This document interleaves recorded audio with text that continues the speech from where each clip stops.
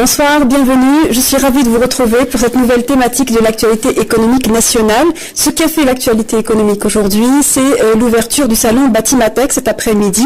Un rendez-vous incontournable du secteur du bâtiment, un secteur qui tourne à plein tube et qui devrait contribuer à créer de la croissance. Le bâtiment draine une activité entrepreneuriale très dense et il est déjà au rendez-vous de la création de la richesse puisqu'actuellement, le logement en Algérie arrive à intégrer près de 80% de produits qui sont réalisés en Algérie. La question que nous posons ce soir, c'est de savoir à quel point la qualité des produits et la qualité de la réalisation est aux normes nationales et internationales. Le logement est produit massivement pour répondre à une politique de logement, une politique nationale. Mais pour répondre aux normes, la question est tout autre. On va essayer de savoir si les normes des matériaux employés sont conformes à la réglementation et si les normes de réalisation sont également au rendez-vous, la qualité que le citoyen attend et espère, et ce quand bien même le logement est aidé, donc subventionné par l'État. Pour vous éclairer sur la qualité de votre logement, nous avons invité ce soir M. Jamal Hallas. Bonsoir et merci d'être avec nous. Vous êtes le directeur général de l'IANOR, l'Institut national de normalisation. Pour synthétiser votre organisme, vous êtes notamment en charge de tracer les normes des laboratoires de contrôle de qualité des matériaux, notamment bien entendu. Akli Amouche, bonsoir et merci d'être là. Bonsoir. Vous êtes architecte urbaniste, vous êtes également le directeur de publication de la revue Vie des villes. Merci d'être avec nous. Monsieur Brahim Hasnaoui, bonsoir et merci d'être là. Vous êtes le PDG du groupe de bâtiments Hasnaoui. Et à vos côtés, monsieur Afra Hamid, bonsoir. Vous êtes le directeur général du CNIRIB. Vous représentez le ministère de l'Habitat. Le CNIRIB qui est le Centre national d'études et de recherche intégrées du bâtiment. Votre organisme est en charge notamment de mettre au point et développer les matériaux de construction. J'espère que je ne me suis pas trompée. Avant de rentrer dans le cœur du débat qui est...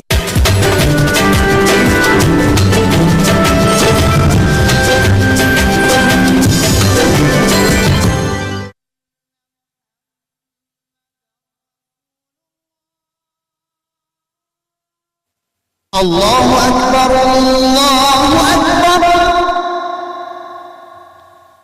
Ashhadu an la ilaha illallah.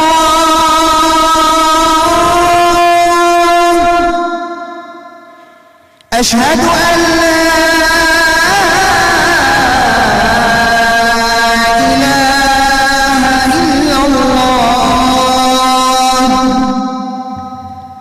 أشهد أن محمدًا رسول الله.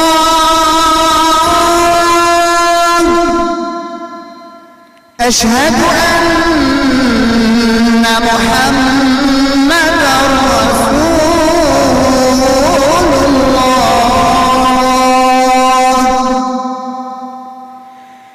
حي على الصلاة.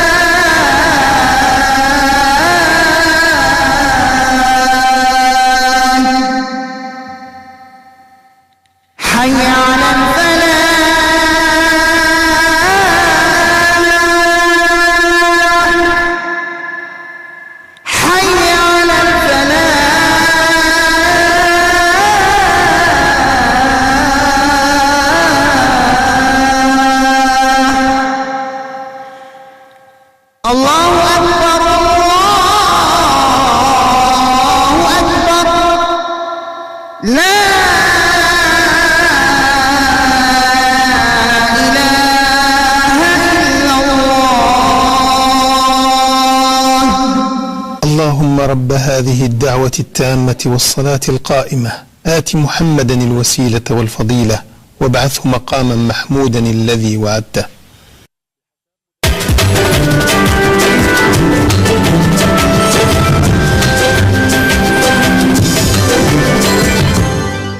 à la qualité des matériaux de construction et de la réalisation, je vous propose de voir le point de vue d'une association qui représente les entreprises de réalisation, les entrepreneurs, l'un des patrons influents du secteur du bâtiment. Il s'agit de l'AGA, l'Association Générale d'Entrepreneurs Algériens. Badia Amari, notre reporter, l'a rencontré. On suit ce reportage. En plus de résorber la crise du logement, une tâche à laquelle ils s'attellent, les responsables à charge de ce secteur placent la qualité du bâtiment au cœur de leurs préoccupations et font tout ce qui est nécessaire pour atteindre cet objectif. On construit algérien, avec des entrepreneurs algériens, avec des ouvriers algériens, avec un budget algérien. Là, on a le 100%. On peut construire le plus normalement, on a les capacités de réalisation, on a les entreprises qu'il faut et on a les ouvriers qu'il faut. Reste que le cahier de charge lui-même doit être amélioré avec le ministère de l'Habitat. Le cahier de charge parce qu'il est très important vis-à-vis du réalisateur et vis-à-vis de l'administration qui contrôle et qui fait le suivi. Le cahier de charge, on doit le travailler, on va le revaloriser ce cahier de charge pour permettre à nos bureaux d'études de faire des bonnes études et aux entrepreneurs de faire du bon travail avec des ouvriers qualifiés, Inch'Allah. En plus de cette démarche de la qualité adoptée pour répondre aux exigences des souscripteurs, les autorités publiques insistent sur l'intégration des matériaux de construction de fabrication locale dans le bâtiment. Le cahier de charge, il est défini que les matériaux de construction sont algériens, les maîtres de l'ouvrage, l'ensemble des maîtres d'ouvrage, soit du ministère de l'Habitat, soit qui relève du ministère des Travaux publics, ils ont une directive du Premier ministre de travailler avec des matériaux algériens. Point. Reste que les importations, ils sont toujours des entreprises qui importent, c'est des entreprises qui travaillent sur le haut standing, les logements conventionnels. Et ça ne touche pas le budget public. Le bâtiment, secteur créateur de richesse et de croissance, est en pleine expansion au vu de l'ambitieux programme de réalisation de 2 millions de logements. Les promoteurs immobiliers et suivant les orientations du gouvernement intègrent de plus en plus de produits locaux, la brique et le ciment entre autres, dans la réalisation du logement. Ces produits sont soumis à un contrôle rigoureux. Maintenant, alhamdoulilah, il y a des laboratoires privés et publics. Mais on peut faire contrôler le béton chez une société publique et chez une société privée pour avoir un petit peu le contrôle. Mais ce qui concerne le logement en Algérie, il est contrôlé par tout le monde. Par le bureau d'études, par le maître d'ouvrage, par l'entreprise lui-même. Je salue la décision du ministre de l'Habitat, même s'il y a 2 ans de retard, de faire une mystique et arrêter les promoteurs qui trichent. La fraude dans les matériaux de construction, il n'y a pas de fraude, parce que les matériaux sont contrôlés. Maintenant, c'est la fraude, c'est la qualité de réalisation. Sur les revêtements, sur le béton lui-même. Il n'y a pas que, il n'y a que 11 promoteurs qui ont été exclus par le ministère de l'Habitat. C'est un promoteur par wilaya, il y a à peu près 9 ou 10 wilayas. La production nationale des matériaux de construction se hisse aux standards internationaux et les entreprises tendent à répondre aux besoins d'une clientèle de plus en plus exigeante. Alors en parlant justement d'exigence, première question messieurs, aujourd'hui est-ce que le bâtiment répond aux exigences de qualité de production de logements et de sécurité de ses locataires? Une question peut-être qui peut paraître vaste, mais on va commencer avec un tour de table, monsieur Afra. Oui, merci pour cette invitation à cette émission. Effectivement, le secteur de la construction au sens large, il est régi par une réglementation technique de la construction depuis l'idée de construire jusqu'à la réception de l'ouvrage, en passant par différentes étapes qui consistent en premier lieu au choix de terrain. Le choix de terrain s'opère donc de manière concertée avec tous les intervenants pour choisir un terrain qui sied à la construction qui est projetée sur ce terrain.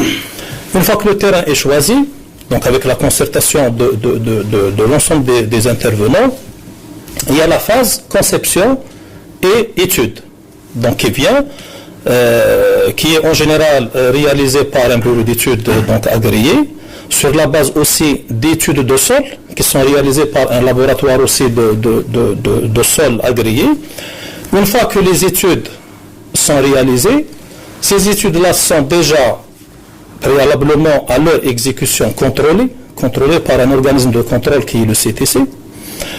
Une fois qu'on passe à la réalisation, bien sûr, la réalisation aussi est contrôlée par cet organisme de contrôle et suivie aussi par le bureau d'études, conformément à une réglementation technique de la construction, qui est, pour ce qui nous concerne, nous, dans le secteur du bâtiment, elle est à 3 niveaux. Nous avons le niveau 1, qui consiste en des prescriptions réglementaires et législatives de niveau 1, donc c'est des lois ou bien des décrets ou bien des arrêtés qui définissent en fait un certain nombre de prescriptions et un certain nombre d'exigences. C'est des prescriptions exigentielles en termes par exemple d'habitabilité, en termes de confort, en termes de durabilité, en termes de sécurité. Donc c'est des exigences qui sont édictées par ces lois. Ensuite vient ce qu'on appelle le niveau 2, qui vous donne les documents techniques réglementaires de conception et de calcul. C'est-à-dire comment calculer, comment concevoir les ouvrages pour satisfaire les exigences édictées dans le niveau 1. Ensuite vient le niveau 3, c'est la mise en œuvre et l'exécution. Comment exécuter les ouvrages qui doivent satisfaire justement les règles de conception de niveau 2 qui répondent aux exigences de niveau 1. Et enfin le niveau 4, c'est les normes de qualité des matériaux à utiliser dans ces différentes étapes. Donc pour revenir, la qualité des matériaux et par la suite la qualité du bâti de manière générale, elle est codifiée, elle est réglementée, elle est encadrée depuis l'idée de réaliser un ouvrage jusqu'à la réception de cet ouvrage, en passant par les 3 piliers essentiels qui sont 1. Le choix de terrain, les études géotechniques qui est un pilier. Le deuxième pilier, c'est les études de la conception. Le troisième pilier, c'est la réalisation. Et comme vous le remarquez, c'est une figure géométrique à trois points. Donc c'est un triangle. Et un triangle ne peut être en équilibre stable qu'en ayant les 3 points fixes. C'est-à-dire on ne peut pas satisfaire un critère et ne pas satisfaire un autre. Il faut que les 3 critères soient satisfaits en même temps, simultanément, pour que le résultat soit c'est-à-dire la qualité. Qui soit au rendez-vous. Qui soit au rendez-vous. Il ne se fait pas de bien concevoir et de bien choisir le terrain, mais c'est on réalise mal. Oui. Il faut que les 3 critères soient simultanément respectés pour avoir un résultat de qualité. Aujourd'hui, Brahim Hasnani, est-ce que la qualité globalement est au rendez-vous au même titre que les réalisations de logements sur le plan national? Bonjour. En réalité, pour tout ce qui est structure, tout ce qui est béton, c'est très encadré sur le plan réglementaire. Il y a des contrôles à tous les niveaux. Et je pense que la réglementation algérienne, elle est vraiment très stricte à ce niveau-là. Et c'est ça qui impacte l'aspect sécurité. Je peux, sans risque de me tromper, que la réglementation algérienne est nettement, par exemple, plus exigeante par rapport à la réglementation espagnole. Quand on passe de l'autre côté et on voit comment ils construisent, leur construction ne pourrait jamais passer en Algérie. Donc on a fait beaucoup d'efforts et je pense que les différents séismes sont pour quelque chose. En 2003, la réglementation a été à plusieurs reprises confortée. Ça veut dire qu'aujourd'hui, les paramètres de sécurité dans les calculs sont très élevés. Et je pense que même parfois, on arrive à un certain surdimensionnement. Et les techniciens qui ont élaboré ces paramètres ont essayer de s'organiser pour minimiser au maximum les risques. Cependant, si on reste uniquement sur l'aspect structure. Sur l'aspect structure, mais pour le reste, justement. Sur l'aspect structure, il y a encore quelques recommandations. Par exemple, est-ce qu'il y a des normes de qualité en termes d'agrégat, par exemple? Aujourd'hui, aucun fournisseur d'agrégat ne vous garantit les conditions et la qualité de son produit, ce qui n'est pas normal. Les ciments, je pense que d'une manière générale, en termes de contrôle qualité-produit, il ne faut pas se suffire du contrôle interne du producteur. Il faut qu'il y ait un organisme externe pour pouvoir au moins contrôler ce qui et certifier la qualité du produit. Ça n'existe pas. Justement, on va revenir justement à la capacité des entreprises dans l'industrie du bâtiment à être aux normes et les différentes étapes selon lesquelles les produits automobile réalistes sont contrôlés. Akli Amrouche, aujourd'hui et globalement, encore une fois, la même question, est-ce que la qualité du bâti est au rendez-vous? Oui, excusez-moi, j'aimerais juste revenir un petit peu en amont, parce que j'ai entendu M. Afra, qui a fait une présentation très, très succincte, mais très efficace, par rapport aux différentes étapes de la construction. En fait, les différentes étapes de la construction ne commencent pas par le choix de terrain. Commencent d'abord par l'échelle urbaine, par des études urbanistiques cohérentes. Parce que la qualité, ce n'est pas juste la qualité de réalisation, mais la qualité commence bien en amont même des études d'architecture, ça se passe au niveau urbain.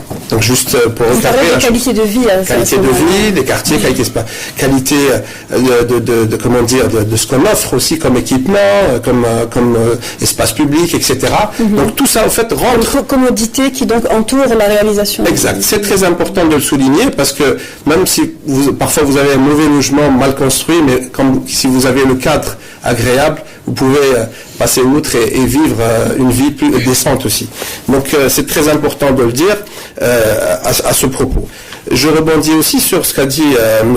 Khalloufi sur les cahiers de charges. Alors là-dessus aussi, j'apporte un bémol puisque aujourd'hui, en ce qui concerne le logement aidé, le logement public, il y a un seul cahier des charges que vous pouvez télécharger sur le site du ministère de l'Habitat. Et je trouve ça une aberration puisque l'Algérie est diverse. L'Algérie, c'est un pays continent. Nous avons le nord, les hauts plateaux, le sud, l'extrême sud aussi, c'est un autre climat aussi. On en parlait tout à l'heure. Moi, je pense que même s'il y a une nouvelle loi qui impose une contextualisation de ces cahiers des charges en fonction du climat, en fonction des régions, en fonction de la culture locale. Je pense que c'est important de progresser à ce niveau-là pour aussi augmenter la qualité de la réalisation. Après, si vous passez bien entendu sur la construction, on parle de la construction maintenant, les bureaux d'études, moi j'appellerais je dirais peut-être les architectes en amont, parce que c'est eux qui reçoivent les commandes d'études, font leur travail.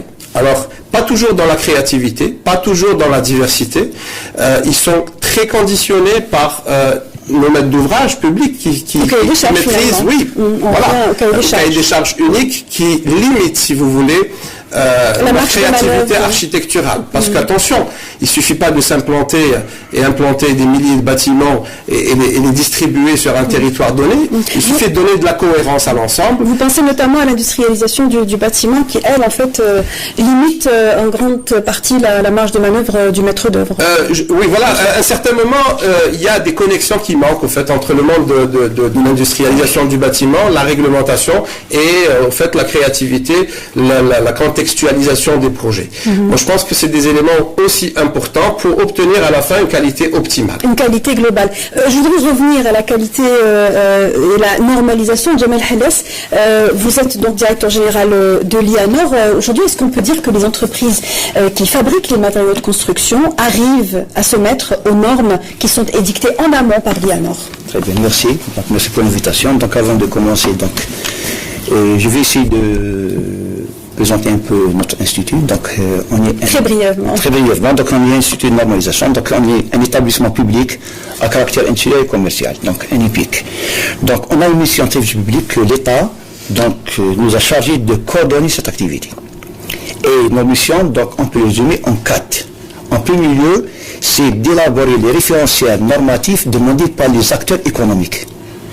Et à partir de là, si je reste sur ce premier point, c'est qu'on a 169 comités techniques nationaux. Dans les 169 comités techniques nationaux, on a une division qui est dédiée uniquement au domaine de matériaux de construction. Dans ces divisions-là, je peux vous dire que l'ensemble des acteurs sont présents. On a les fabricants. On a 31 entreprises qui font partie. On a les laboratoires, on a 8 laboratoires. Il n'y a que 31 entreprises. Non, au niveau d'un comité technique, oui. Ah, d'accord. Non, au niveau d'un comité technique. Il y a 8 laboratoires, plus en tiers des universités, et on a 4 représentants. Pour vous dire qu'actuellement, on a plus de 734 normes algériennes dans le domaine. Maintenant, c'est vrai qu'au niveau de la normalisation, c'est que, parce que nous, on n'est pas une usine de fabrique. Nous, en coordonnant cette activité, on met le cadre idéal. Donc, on met à la disposition de ces entreprises-là pour qu'ils puissent siéger. En même temps, c'est que ce n'est pas uniquement d'élaborer la norme algérienne, mais essayer d'anticiper en amont sur la normation internationale. Pourquoi? Parce que l'Algérie, elle est membre dans 66 comités techniques internationaux de normalisation. Parmi ces 66, il y en a 7 comités techniques internationaux qui sont dédiés uniquement dans le domaine de cette construction, ciment, béton. Donc, on essaie d'influencer les travaux non sont. Pourquoi? Parce que le fait qu'on soit membre pays, parce qu'il y a 2 statuts au niveau international. On peut être membre pays, c'est-à-dire qu'on participe et on vote, comme on peut être membre observateur, c'est-à-dire qu'uniquement on assure une veille normative, ce qui se fait au niveau international. Donc vous tentez d'être à l'avant-garde de ce qui est appliqué en termes de normalisation à l'international. Au niveau national, quelle est votre implication sur le terrain par rapport aux entreprises justement qui font partie de l'IANOR? Donc, en premier lieu, il y a l'aspect, la première mission, c'est d'élaborer le référentiel. Donc je passe à la deuxième question, c'est par rapport à notre deuxième mission. Notre deuxième mission, c'est mettre à la disposition des opérateurs toute information, documentation relative à la normalisation. Donc, à travers... Donc informer, vous informez en même temps assurer une veille normative. Donc une veille normative pour les entreprises. Pour votre information, on a un centre d'information qui est au niveau, malheureusement, c'est ça, donc actuellement, c'est vrai qu'on est implanté uniquement à Alger, et on prévoit à ce qu'il y aura des antennes régionales. Pourquoi? Parce que l'Algérie, elle est assez vaste. Malheureusement, actuellement, au niveau de l'IANOR, donc on a un centre d'information. On met à la disposition du grand public toute information, documentation et gratuitement, c'est-à-dire toute la collection de normes internationales, les 20 000 normes ISO qui existent, qui sont disponibles, la collection complète de normes nationales algériennes, les 9 000 normes algériennes qui existent, toutes types confondus, plus les normes européennes qui sont disponibles. Très bien. Aujourd'hui, gratuitement, pour consultation au lecteur seul. D'accord. C'est-à-dire que non. C'est-à-dire, là, ils peuvent consulter la norme. Par contre, pour l'achat, c'est autre chose. Pour l'achat, c'est autre chose. Oui. Ce sont des entreprises économiques, donc elles ont les moyens. Pour ce qui est du contrôle des produits qui sortent de ces usines, comment le contrôle se fait-il? Est-ce que le contrôle se fait volontairement ou bien est-ce qu'il est obligatoire aujourd'hui? Oui. Je voudrais réagir, si vous permettez. D'abord, par rapport, comme je l'ai dit tout à l'heure, par rapport à la qualité de manière générale. Donc tout ce qui est, comme je l'ai dit, tout ce qui est choix de terrain intègre tous les choix par rapport à ce qu'a développé M. Amrouche. Et tout ça, c'est contenu dans les instruments d'urbanisme qui sont en amont déjà validés, déjà établis. Vous réagissez par rapport à l'aspect urbanisme. Voilà, c'est ce qu'on appelle les PDAE, les plans directeurs d'aménagement et d'urbanisme, et les POS, les plans d'occupation du sol. Donc tout ça, c'est des instruments d'urbanisme qui orientent l'urbanisme de manière générale. Donc tout ça, c'est contenu dans le premier point. Oui, la qualité de vie était déjà un sujet. Non, mais c'est un sujet déjà assez vaste qu'on pourra. Mais elle est déjà intégrée dans les instruments d'urbanisme. Tous ces aspects-là sont déjà intégrés. Mais pour ce qui est du contrôle des matériaux. Oui, pour ce qui est du contrôle des matériaux, comme je l'ai dit, les matériaux de construction sont normalisés. C'est ce qu'on appelle, nous, dans le secteur niveau 4. Donc je dis, il y a niveau 1, niveau 2, niveau 3, niveau 4, c'est la qualité des matériaux à utiliser dans les ouvrages pour satisfaire les exigences de niveau 2 et les exigences du niveau 1. Donc, comment elles sont contrôlées? D'abord, tout producteur, normalement, devrait avoir un contrôle interne au niveau de son organisme. C'est-à-dire que la loi l'oblige à avoir un contrôle interne? Il n'y a pas d'obligation. Normalement, pour pouvoir s'imposer sur le marché, il devrait avoir au minimum un contrôle interne, plus un contrôle externe. Je vais vous donner des exemples. Nous, au laboratoire du CNIRIB, nous recevons énormément de produits locaux, bien de produits étrangers, attestés. Les producteurs sont heureux d'avoir un certificat ou un PVDC du CNIRIB pour le faire valoir auprès des maîtres d'ouvrage, le faire valoir auprès des concepteurs, pour justement pouvoir s'imposer sur le marché. Hamid Afra, vous dites qu'ils sont heureux de l'avoir. Est-ce qu'aujourd'hui ce document est nécessaire? Est-ce qu'il leur permet d'accéder à des marchés et d'être... Aujourd'hui, est-ce que les entreprises de réalisation, les entreprises de réalisation essentiellement, sont demandeurs de ces documents justement de qualité qui donc prouvent concrètement la qualité des produits? Tout à fait. Les maîtres d'ouvrage qui sont responsables du projet demandent ces documents qui prouvent justement la qualité et la conformité des produits par rapport aux normes. Les concepteurs, les maîtres d'œuvre sont responsables aussi de leur conception, de leur œuvre qui doit être réalisée avec les matériaux de qualité. Donc ils doivent contrôler que les matériaux utilisés répondent aux exigences de conception.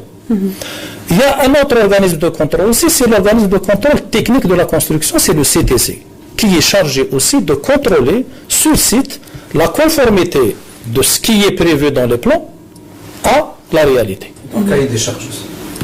Oui, le cahier de charge, il suit les plans, c'est le résultat du cahier de charge. Pour revenir au cahier de charge, si vous permettez, nous avons au niveau du secteur 3 cahiers de charge. Là, vous êtes en train de parler uniquement du cahier de charge relatif au LPL, le logement public locatif, qui est effectivement réglementé, encadré, parce que c'est un logement social. Donc là, l'objectif de l'État, c'est de produire un maximum de logements, c'est tout à fait normal, il est encadré. Mais vous avez une liberté d'expression architecturale dans d'autres segments. Vous avez l'autre segment de logement qui est le logement location-vente ADM, ou bien le LPL, le logement public aidé, qui est des niveaux de standing supérieur au LPL. Mais vous avez le troisième segment qui est le logement promotionnel. Et là, vous avez la liberté de vous exprimer librement en matière de concepts architecturaux. C'est pas limité. Et ils ont recours à des matériaux qui sont... en termes d'espace, en termes de fonctionnalité, en termes de volumétrie, en termes de qualité. Qui sont aidés, qui sont subventionnés, ce sont en termes de nombre les plus importants. Aujourd'hui, vous parlez de cahier des charges, lorsqu'on parle de logement qui fait l'objet d'un appel d'offres, qui fait appel au moins 10 ans, est-ce qu'on est en droit de penser, est-ce que les Algériens sont en droit de penser que, puisque c'est un logement aidé, il y a recours à des matériaux moins chers et donc qui pourraient être de moindre qualité. Pour rester dans la qualité, aujourd'hui, est-ce qu'elle est garantie quand bien même les logements sont logements sociaux, par exemple? Brahim Hasnaoui. Dans cette problématique, aujourd'hui, il n'y a pas de fournisseur, de producteur de matériaux qui garantit son produit. Par exemple, une brique. Elle doit vous dites qu'il n'y a pas. Vous êtes peut-être... non. Il existe... Je ne parle pas.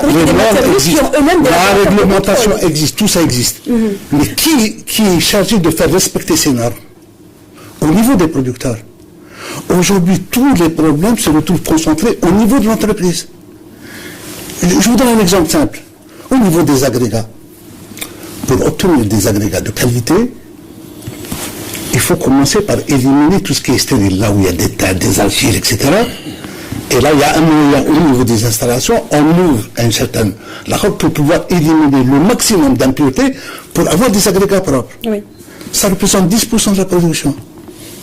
Est-ce que tout le monde est suffisamment consciencieux pour faire ça? Je dis non. Est-ce que ces gens-là sont contrôlés, ne serait-ce que de manière... Non. Est-ce qu'un producteur de briques est contrôlé et qui garantit? On arrive à parfois à 15-20% de casse Parce que la brique est fragile. Mais on n'a pas le choix, c'est des produits sous tension. Le ciment, qui est un produit stratégique. Est-ce que l'entreprise de réalisation refuse, est-ce qu'il arrive que les entreprises de réalisation refusent le produit lorsqu'ils voient que finalement il ne répond pas aux normes, en tout cas aux qualités? Est-ce qu'il existe des entreprises de réalisation qui ont ce courage, le courage de le faire aujourd'hui? Mais lorsqu'un produit est sous tension, que peut faire l'entrepreneur? Je prends un exemple. On a eu des problèmes, par exemple, sur le ciment. Oui. Qui, normalement, doit répondre à certaines classes. Nous, on fait des contrôles de manière systématique. Et parfois, on a des résultats réellement faibles. Ce qu'on dit aux producteurs, seulement avant de l'accord, donnez-nous la classe réelle pour qu'on puisse nous adapter. Donc là, on est obligé de nous équiper pour pouvoir faire des contrôles avant l'utilisation et ajuster les dosages. Et ça, c'est pas le cas général. Le président de GA parlait tout à l'heure dans le reportage, il parlait de produits, de matériaux de construction frauduleux. Est-ce qu'aujourd'hui le problème se situe plus au niveau de la capacité des entreprises de réalisation de ces matériaux à être aux normes, ou bien est-ce qu'il y a un problème de fraude? Non. On va écouter, on revient vers vous, M. Hasnaoui. Jamal Hellas, le problème se situe à quel niveau selon vous? Moi, je vais parler sur l'aspect normatif, parce que si on revient un peu en arrière, c'est que le problème du ciment, c'est qu'il y avait une norme homologuée, c'est-à-dire une norme obligatoire. Pourquoi? Parce qu'actuellement, dans le code de bonne pratique, il y a la norme. Dans l'Algérie, elle a ratifié l'accord, donc elle a ratifié l'accord du code de bonne pratique de l'ISO, qui est l'annexé du code OMC. Vous parlez du ciment précisément. Oui. Pour le ciment, à ce moment, c'était une norme homologuée. C'est-à-dire qu'aucun produit ne peut être fabriqué en Algérie ou importé s'il n'est pas conforme au référentiel de la NA 442, norme de spécification technique, qui est identique à la norme européenne. Avec le temps, elle est devenue jusqu'à présent un arrêté interministériel. Donc c'est un règlement technique. C'est sur le terrain, Jamal Hellas. Justement, c'est ça, c'est que logiquement, donc le ciment, les normes de spécification du ciment, aucun producteur ne pourra produire ce ciment ou l'importer s'il n'est pas conforme au référentiel. Maintenant, en Algérie, parce que les laboratoires accrédités, on a un seul pour l'instant. C'est le CITIM. Actuellement, c'est le CITIM, c'est le seul. Même nous, actuellement, parce que le ciment, en plus de ça... Quand vous dites que le CITIM est le seul laboratoire de contrôle qualité, je rappelle qu'il est filiale du groupe JK, vous voulez dire qu'il n'est pas suffisant, que le nombre de laboratoires ne sont pas suffisants pour pouvoir contrôler la qualité du ciment? C'est-à-dire que, je vous donne un exemple, peut-être les concret. Dans nos missions, parce que j'ai parlé uniquement de missions, il y a pas de missions, c'est la certification de produits, qu'elle est volontaire. Donc, nous, on a quand même le produit, il y a le ciment, qui est certifié sur la marque algérienne TEDJ. Oui. Donc, la marque TEDJ, c'est qu'une fois qu'on lui délivre, donc, on a mandaté, parce qu'on a besoin, on a mandaté un organisme qui est accrédité, c'est la porte du ciment qui est accrédité. Pourquoi? Parce qu'on a besoin d'un laboratoire qui a les compétences nécessaires. Oui. Maintenant, ce produit-là, si je prends, ce produit, le ciment, il est labellisé, mais certifié selon la norme NA 442. Donc, il y a un audit d'admission. Donc, on a mandaté le CITIM pour aller sur place. Il y a mensuellement, pour les entreprises qui ont opté pour la certification de ce produit-là. Mensuellement. Qui ont opté volontairement. On est encore dans une action volontaire. Donc, il y a un prélèvement mensuel. Donc, mensuellement, le CITIM va chez les entreprises, et donc quand on a compris, il va donc vérifier l'application de cette norme. Ça, c'est la théorie. Et quand vous me dites que le CITIM fait un prélèvement par mois, vous jugez qu'un prélèvement par mois est suffisant. Et lorsqu'on sait que le CITIM dépend du JK, c'est son patron, et un contrôle au niveau du cimenterie, c'est normalement, c'est tous les jours. Il faut des statuts. Alors, si on rate une journée de production, ça peut avoir des effets graves. Et c'est déjà arrivé. Qu'est-ce qui est arrivé, justement? Le problème de qualité. Moi, je parle pas. Je parle des normes, des règles, elles existent. Moi, ce que je dis, tous les produits sont normalisés. Mais qui fait le contrôle, qui attend que ces normes soient réellement appliquées? Elles ne le sont pas. Alors, si je reviens sur la partie logement social, dans certains pays, le logement social est pour les plus démunis d'entre nous, enfin de la population. En Algérie, il est pratiquement donné gratuitement aux nouveaux acquéreurs. C'est pas ça le problème. Le problème se pose au niveau de ces coûts administrés. Comment voulez-vous avoir une qualité? Bon, je ne reviens pas sur les bétons, parce que là, je pense que vraiment, on a fait un pas très important. Et aujourd'hui, on peut dire que les choses sont sécurisées en matière de structure. Je parle de tout ce qui vient après, parce que c'est ça le plus important. Oui. Quand vous avez cité... Ce que les habitants remarquent, parce que finalement, celui qui va habiter ne remarque pas la structure. Exact. Donc, quand vous rentrez, bien sûr, vous êtes très content. Et puis, bon... pas toujours.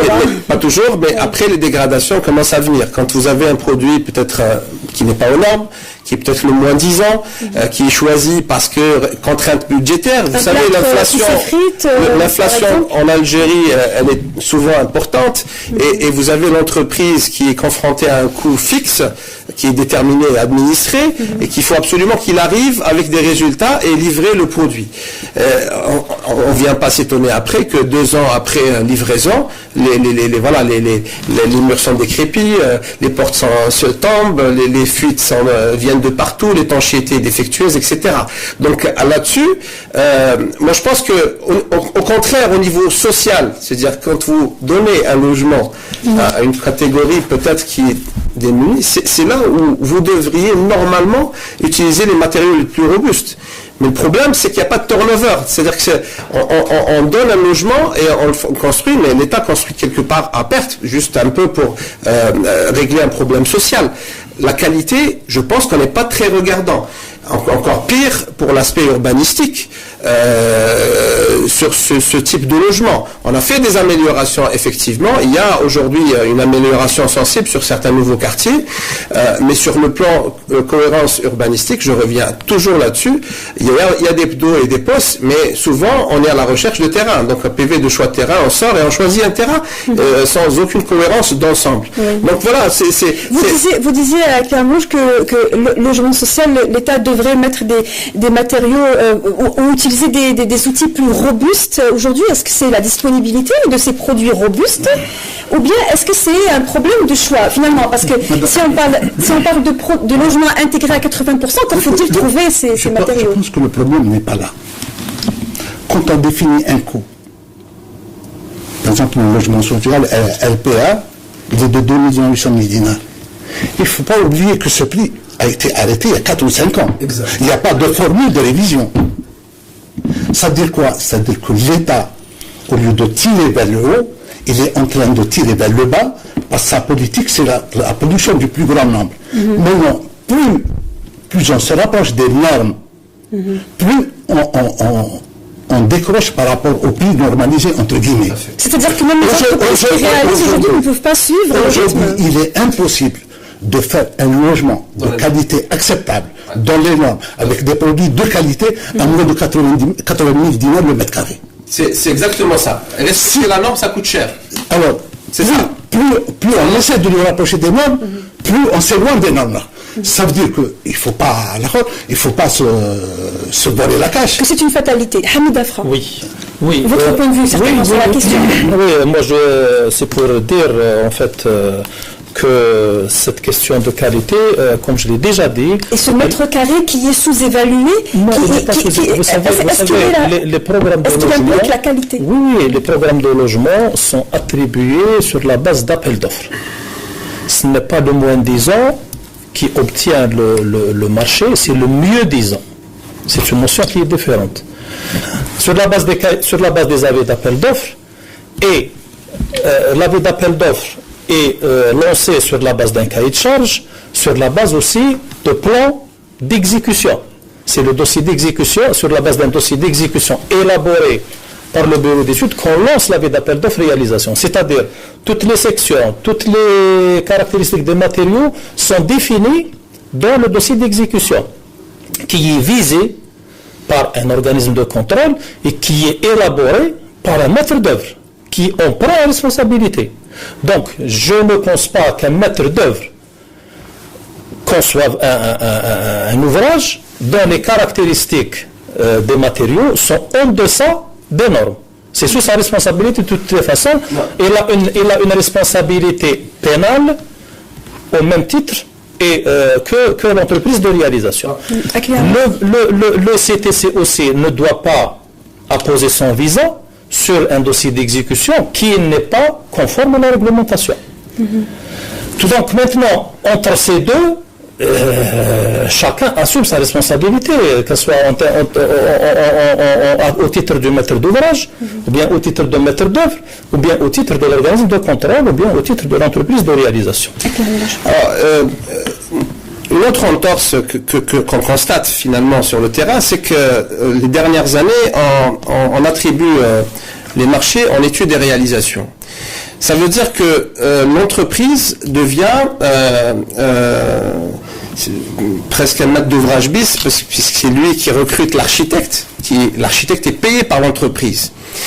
Donc il travaille avec les exigences de l'entreprise. Où est-ce qu'elle est la liberté? Où est-ce qu'elle est la limite de la responsabilité? Les architectes en souffrent. Ils en souffrent en silence parce qu'il y a moins de travail avec les conditions économiques actuelles. Et je trouve qu'il y a l'entorse, elle est là. Et la responsabilité, où est-ce qu'elle va se situer? Puisque l'entreprise, il a un coût administré. Il faut qu'il arrive au coût, il ne faut pas qu'il descende, ou là qu'il monte. Il aille au-dessus. Respecter les normes, il faut qu'il mette beaucoup plus d'argent. L'architecte, c'est vrai qu'il est responsable sur la qualité, mais est-ce que l'architecte a toute cette liberté aujourd'hui? On se pose aussi cette question. J'espère que cette formule études et réalisations changera, parce que c'est plus possible de responsabiliser l'architecte sur des choses que dans lui ne peut pas tenir des engagements que prend l'entreprise. Normalement, ça devrait être séparé. L'étude, l'architecte doit travailler dans son coin, il doit contrôler l'entreprise et il doit conseiller le maître d'ouvrage pour que la qualité soit optimale. Donc un cloisonnement entre le maître d'œuvre et l'entreprise de réalisation. Je ne suis pas tout à fait d'accord avec M. Akli. Ce qu'il faudrait, c'est le contraire, c'est de mettre en place une complicité saine, je dis bien saine, entre l'entreprise et le bureau d'études. De manière à ce que dans la conception, on tienne compte des moyens de l'entreprise. Parce qu'aujourd'hui, ces deux éléments complètement séparés, même dans la conception, c'est un système qui ne permet pas d'innover. Parce qu'il faudrait pousser tout le monde vers l'innovation. Alors si vous concevez, vous, un projet qui ne tient pas compte des capacités, des moyens et de la technicité de l'entreprise, parce qu'on va voir de l'accord où là, on viendrait à refaire l'accord. Pour éviter ce genre de problème, et je pense qu'il est urgent aujourd'hui pour l'administration de déterminer un SMIC qualitatif. Quel est le minimum requis dans l'habitat qu'il faut évaluer, chiffrer de manière correcte, qui puisse servir de référence. Et ce SMIC qualitatif n'existe pas. Et tant qu'on ne le fait pas, et de manière claire, on ne peut pas évoluer. Et c'est seulement à ce niveau-là qu'on va pouvoir libérer toutes les initiatives, l'architecte, le réalisateur et l'ensemble des acteurs. Mais aujourd'hui, on est en train de tirer vers le bas le minimum et les prix qui sont pratiquement aujourd'hui, qui sont pratiqués aussi bien pour les maîtres d'œuvre que pour les entreprises, n'ont aucun sens. Excusez-moi, quand vous lancez un concours d'architecture avec un coût objectif fixé à l'avance. Donc, c'est-à-dire que vous êtes en train de dire, voilà, c'est ces conditions. La finalité est là. Voilà, si vous voulez gagner de l'argent, faire une étude d'architecture, vous avez le choix de, voilà, vous n'avez pas fait le choix. Vous travaillez comme ça et vous réduisez vos coûts. C'est le moins disant, souvent, c'est le moins disant qui prend le marché d'études. Et là, même la loi n'est pas respectée en termes d'honoraires des bureaux d'études qui ont aussi la charge de faire le suivi. Et ça aussi, c'est un problème énorme que les professionnels, que l'ordre des architectes, le syndicat des architectes, est en train de dénoncer depuis quelques années. Vous savez pas de solution. Allez-y. Excusez-moi, c'est juste pour dire les concours d'architecture ne sont pas lancés avec un coût objectif arrêté initialement. C'est la responsabilité du maître d'œuvre qui doit arrêter. C'est lui qui doit, et d'ailleurs il est noté sur ça. Dans le logement social, là, oui, dans le logement social, oui. Dans tout programme, les prix ne sont pas arrêtés initialement, préalablement. Il appartient au concepteur d'arrêter le coût objectif. Et d'ailleurs, il est noté et il est responsable.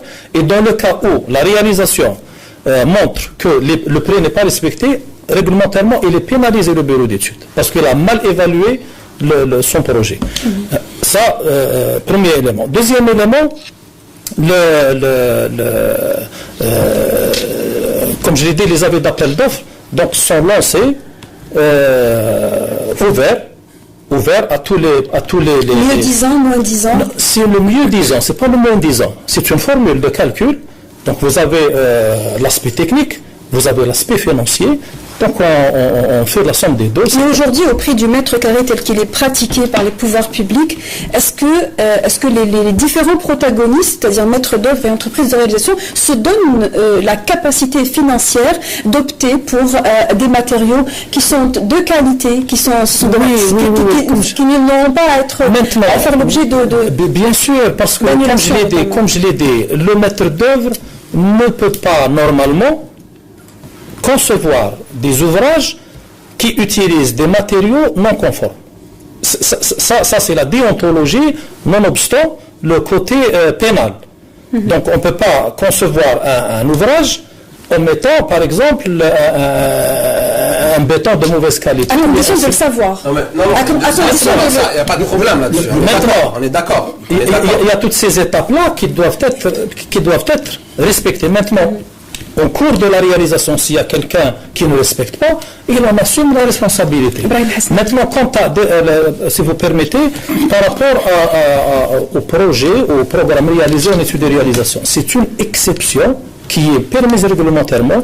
La réglementation régissant la maîtrise d'œuvre le permet.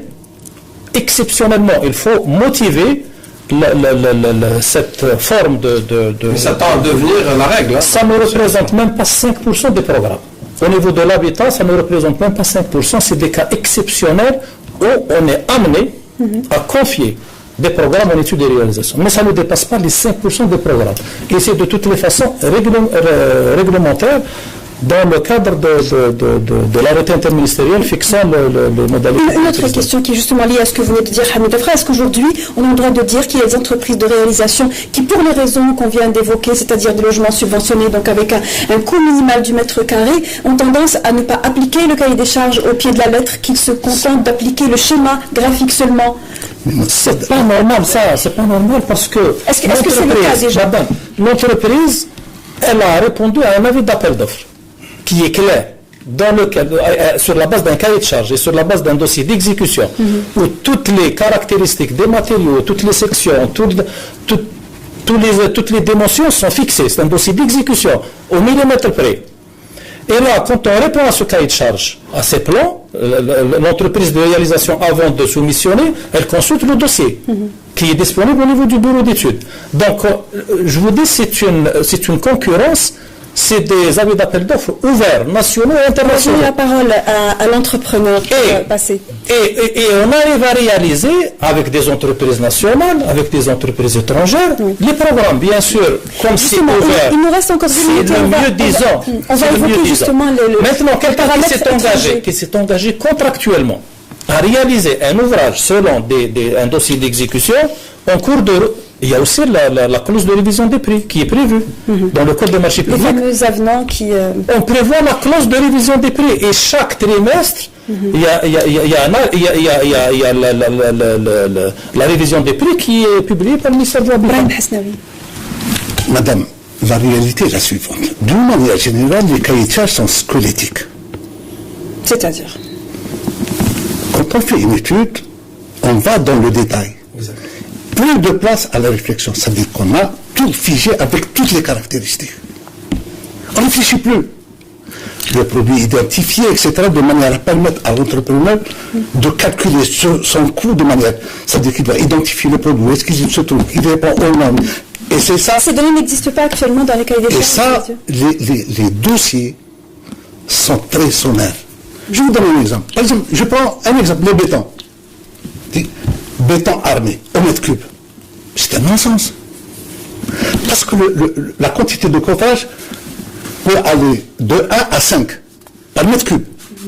La quantité d'acier peut aller de 1 à 3.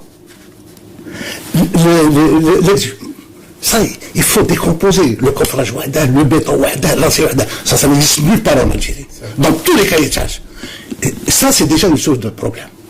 Quand on parle de revêtement, bien sûr, dans le logement social, on fait des revêtements à 250 dinars, 300 dinars. Et au bout de quelques mois, le maillage ira. Est-ce que le fournisseur, est-ce que dans le cahier de charge, on précise ça, la durabilité, le nombre de passages? Quand on met une serrure, il faut la garantir, 10 000 ou 15 000 ouvertures, 20 000. Ça, il faut le préciser. Et il faut que le fournisseur le garantisse. Exact. Ça, il n'y a aucun détail. Aujourd'hui, la plupart des études se limitent à l'avant-projet. La plupart. Pourquoi? Parce que les bureaux d'études se sont sous-payés. Je vous donne un exemple.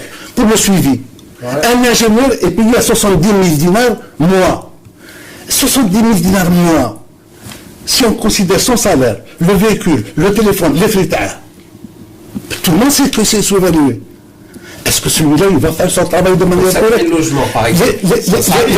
Les bureaux d'études ont été tellement étouffés sur le plan des honoraires qu'aujourd'hui, il y a un manque flagrant en termes de suivi. Tout à fait. Et ça s'explique. Il me reste quelques minutes et les questions qui sont évoquées, je ne peux m'empêcher de penser au coût et donc à la main-d'œuvre, puisqu'il y a aussi ce paramètre qui est moins disant, qui est donc moins cher.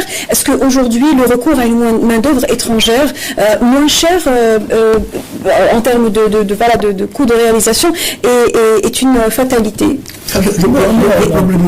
Pardon. Allez-y, Hamid Afra. Pour revenir à la question de M. Hasnaoui, pour parler du béton armé par exemple, le cahier de charge et le devis quantitatif et estimatif, il va dans le détail. Pourquoi?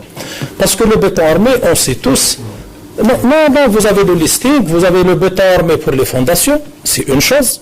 Le béton armé pour les poteaux, le béton armé pour les voiles, le béton armé pour les dalles, les planchers, et pour chaque type de béton, pour chaque type de structure, nous avons effectivement un taux de ferraillage. Et là, c'est connu, la réglementation, elle est fixe. Et le bureau d'études vous donne la quantité de ferraillage à mettre dans les poteaux, qui n'est pas la même que la quantité de ferraillage à mettre dans les fondations. C'est connu, c'est 100 kg au mètre cube, ou bien ça va jusqu'à 200-250 kg au mètre cube. C'est vrai, ça varie de 1 à 3. Mais l'entreprise, en soumissionnant, elle a toutes ces données. L'entreprise ne doit pas soumissionner avec un prix fixe, quel que soit le béton. Maintenant, elle peut soumissionner pour un prix fixe en donnant une moyenne. C'est tout à fait normal. Maintenant, pour la question de la main-d'œuvre étrangère, comme je l'ai dit, les avis d'appel d'offres sont nationaux et internationaux. Si c'est l'entreprise nationale qui décroche le marché, qu'elle utilise les moyens nationaux en termes de main-d'œuvre, c'est tant mieux. Si c'est l'entreprise étrangère. La capacité d'être en phase avec les cahiers des charges, est-ce que l'entreprise étrangère est plus capable? Madame, les marchés publics, vous savez, donnent la priorité et la préférence à l'entreprise nationale avec une marge de préférence de 25%. C'est-à-dire, même si vous avez une entreprise nationale qui soumissionne avec 25% de plus par rapport à une entreprise étrangère, c'est l'entreprise nationale qui est attributaire du marché. Donc, chaque entreprise, en fonction de ses moyens, en fonction du cahier de charge, en fonction de ses moyens humains et matériels, soumissionne. Et aujourd'hui, la statistique montre que, vous savez, nous réalisons plus de 70% des programmes avec l'outil national. Et beaucoup d'Algériens, on a cette phrase qui revient souvent, les Chinois travaillent plus vite, mais peut-être moins bien. Est-ce que c'est une idée préconçue? Est-ce que c'est une fatalité aujourd'hui que le logement aille plus vite grâce aux entreprises chinoises? Pas du tout. Je pense qu'il y a un volet, c'est vrai, qui est pas délaissé, mais l'importance, on lui donne pas assez d'importance, la formation professionnelle. Je pense qu'on a une grosse lacune là-dessus. Je veux dire, nos écoles de formation ne forment pas assez de personnel qualifié dans le secteur du bâtiment. Aujourd'hui, les débouchés sont énormes. Les entreprises n'arrivent pas à trouver des ouvriers qualifiés. Ils ont des problèmes là-dessus. Je pense que il y a des efforts qui se font, mais pas assez. Je pense qu'il y a Il y a aujourd'hui même des promoteurs, des entreprises privées qui se lancent un peu pour former leur personnel. Il y a beaucoup de métiers dans le bâtiment. Il n'y a pas que le coffreur et le ferrailleur. Il y a les plaquistes, il y a les chauffagistes, les plombiers, etc. Il y a pas mal de corps de métiers, même les nouveaux, qu'il faut combler parce qu'il y a la demande, elle est énorme. Aujourd'hui, l'entreprise étrangère est nettement plus favorisée que l'entreprise algérienne. Aujourd'hui, au niveau des coûts pratiqués, les coûts pratiqués pour les entreprises algériennes sont nettement inférieurs aux entreprises des marchés publics, Brahim Hasnaoui. Oui, je parle de marchés publics. En plus de ça, les entreprises étrangères bénéficient d'un taux de 30% en devise sur le coût des projets, des programmes. Ils ramènent leur main-d'œuvre. C'est le point fort parce qu'aujourd'hui, dans la construction, le facteur limitant, c'est quoi? C'est la main-d'œuvre. Les entreprises étrangères ont le droit de ramener leur main-d'œuvre. Qui travaillent 70 heures par jour, 10 heures par jour, 7 jours sur 7. Qui ne font pas travailler que sur leur chantier, il faut le rappeler. Qui font travailler sur d'autres chantiers également. Sur leur chantier, ils travaillent 7 jours sur 7. Ça veut dire qu'ils ne respectent pas la réglementation du travail. À nous, on nous impose les 40 heures. Ils peuvent ramener. Nous, on ne peut pas ramener la main-d'œuvre étrangère. Est-ce qu'ils sont plus efficaces puisqu'on parle de qualité? Oui, efficaces. Bien sûr, à partir du moment où on travaille 2 fois plus en temps. C'est déjà rassurant pour les rendements. Aujourd'hui, il y a un problème de formation, comme a dit Siakli, mais il y a également un problème d'adaptation des métiers de la construction à la mentalité des jeunes. Et sur ce plan-là, il y a un effort particulier à faire. Pas seulement la formation. La formation et l'introduction de nouveaux métiers pour les adapter à la... le défi, c'est celui-là. Jamal Hellas, un dernier mot, puisque le temps que nous a imparti est déjà terminé. Il attend de la pêche concernant la compétitivité, c'est que il y a actuellement un fonds de compétitivité industrielle au niveau du ministère de l'Industrie et des Mines pour qu'on puisse mettre en place des systèmes de management de la qualité au niveau de cette entreprise-là. C'est-à-dire qu'on peut profiter, parce que c'est un fonds qui existe. Il y a une deuxième chose, c'est que il y a l'environnement du produit. Moi, je dis que on ne peut pas parler de qualité si au préalable, on n'a pas une démarche normative dans l'entreprise. Pourquoi? La nomenclature, c'est quelque chose de simple. La nomenclature, c'est une activité qui permet de mettre de l'ordre. Et on ne peut pas avoir de normes si au préalable, il n'y a pas une organisation. À partir de là, parce que si on va voir concernant les coûts ou autres, l'un des objectifs de l'organisation, en plus de la sécurité qu'on n'a pas parlé, parce qu'il y a beaucoup d'aspects sécuritaires lorsqu'on parle de qualité du bâti, c'est qu'on voit ce qui se passe actuellement lorsqu'on met en place un disjoncteur qui est défaillant et autres, lorsqu'on parle de la robinetterie, et ainsi de suite. Sur l'environnement, l'environnement. Donc, j'ai dit que lorsqu'on va mettre en place donc cette démarche au niveau de l'entreprise, automatiquement, il y aura, en plus de la sécurité, il y a la réduction des coûts. Parce que ça, l'organisation, elle va vous permettre de réduire vos coûts. Donc moi, je lance un appel à travers ce plateau-là, c'est que les comités techniques existent. Celles qui n'existent pas, même demain, s'il y a d'autres domaines, parce que tout à l'heure, on parlait de celui des agrégats et autres. Je vous dis qu'il y en a plus de 700 normes algériennes dans le domaine de matériaux de construction. À défaut, même si on n'a pas de normes nationales, il y a des normes étrangères et internationales qui existent. Donc on peut l'utiliser. La question à présent, c'est que les différents opérateurs de ce secteur de l'industrie du bâtiment, du matériel bâtiment, puissent venir vers vous. Les comités sont ouverts. Et donc faire appel à la normalisation. Que les normes et chercher des labels entre entreprises industrielles. Il faut arriver au label algérien de qualité. Moi je pense que c'est important. Et c'est un travail qui doit se faire. Merci messieurs, le temps qui nous est imparti est malheureusement terminé. Merci Jamal Hellas.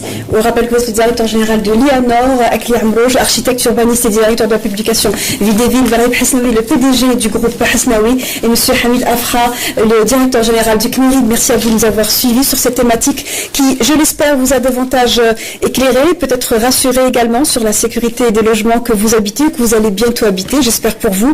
Pour la rediffusion de cette émission, vous pouvez la suivre demain entre 11h et midi, et pour ceux qui voudraient voir le replay, c'est disponible sur notre site www.entv.dz. On se retrouve la semaine prochaine, même heure, même chaîne. Très bonne soirée à tous. Au revoir.